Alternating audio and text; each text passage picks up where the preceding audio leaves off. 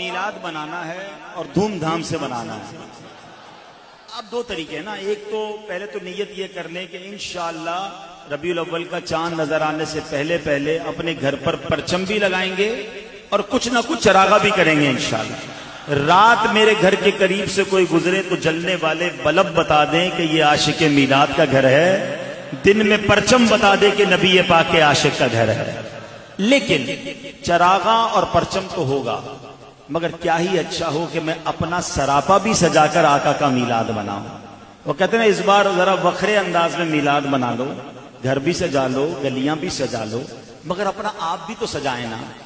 دنیا میں جب کسی کا برتھ ڈے آتا ہے نا تو لوگ اس کو تحفہ دیتے ہیں، گفٹ دیتے ہیں. ایسا ہی ہے نا.